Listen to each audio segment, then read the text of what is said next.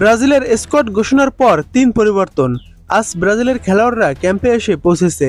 দেখুন কে কে পরিবর্তন হলো। দক্ষিণ কোরিয়া ও জাপানের বিপক্ষে দুটি প্রীতি ম্যাচের জন্য আগেই স্কোয়াড ঘোষণা করেছিল কার্লো আনচেলত্তি। তবে রোমার খেলোয়াড় ওয়েসলি চোট পাওয়ায় ব্রাজিল জাতীয় ফুটবল দলের স্কোয়াডে আবারও পরিবর্তন আনতে হয়েছে। ওয়েসলির বদলে প্রথমবারের মতো জাতীয় দলে ডাক পেয়েছে ব্রাজিলিয়ান ক্লাব বাস্কোর ডিফেন্ডার পাওলো হেনরিক। ২৯ বছর বয়সী পাওলো হেনরিক বাস্কোর হয়ে এই মৌসুমে এখন পর্যন্ত ৪৭ ম্যাচ খেলেছেন, গোল করেছেন ৪টি, অ্যাসিস্ট করেছেন ৫টি। গতকাল রবিবার ফিরোতিনের বিপক্ষের ম্যাচে ইনজুরিতে পড়েন ওয়েসলি। এর আগে আরেক ডিফেন্ডার ব্যান্ডারসন ইনজুরির কারণে ছিটকে যান। তার জায়গায় আগেই বোটাফোকের বিতিনহো ডাক পেয়েছিলেন। একই দিনে অ্যাডারসন চোটে পড়লে ডাক পান গোলকিপার জন ভিক্টর। আজ সোমবার ব্রাজিল দলের শিউলে পৌঁছেছে। ব্রাজিলের খেলোয়াড়রা একে একে ক্যাম্পে এসেছে।